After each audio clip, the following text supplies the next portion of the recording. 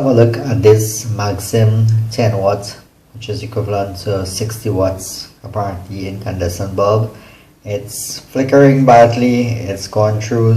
I'll take a good snapshot of this details.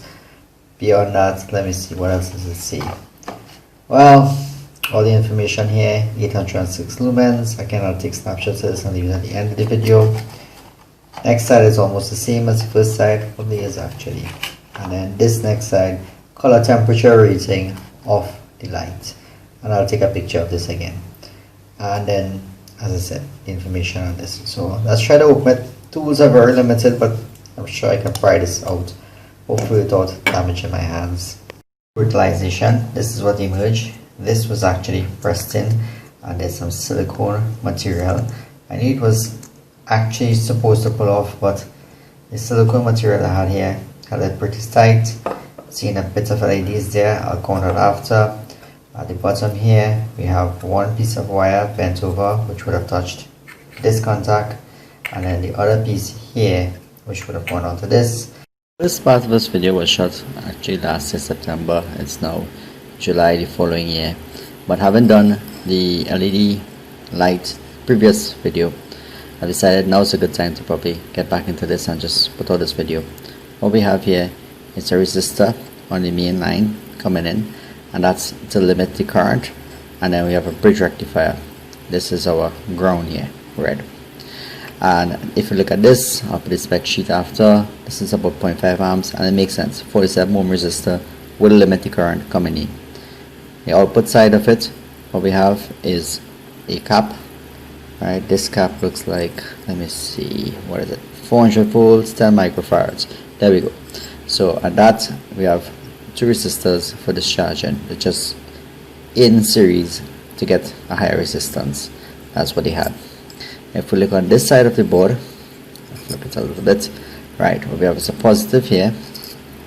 Hopefully this camera focuses. Right, positive there, negative there. That actually is not connected to anything. It's just to stabilize the board in this slotted aluminum, well, piece of aluminum that they put LEDs on now for heat sinking purposes. That positive goes down to this one. All these LEDs are in series.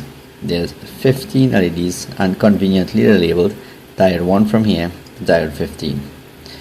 This chip here is a current limiting chip, and I'll put up a little spec on that.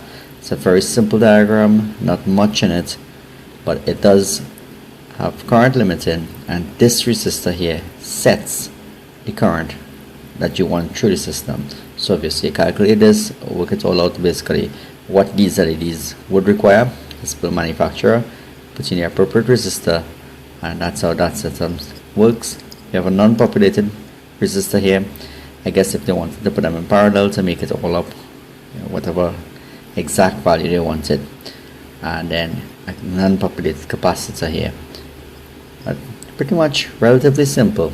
This one's a lot better than the last, simply because there's a current limiting IC. I think most likely this is what failed, because it's highly unlikely the bridge rectifier failed, or the capacitor, not to cause the flickering. Although it could have been the capacitor too, because if the capacitor fails, what you would end up with is the blinking. So yeah, this is pretty much a simpler circuit to some extent, because it doesn't have a switch mode, but to me a bit more reliable, simply because we have some form of current regulation on the LEDs. What we'll do in a third video is open basically a fluorescent type LED fixture and see how they've done that one. Different philosophies, different manufacturers, all different approaches, but I guess they all work, and they all fail too, quite a lot faster than you think for LEDs.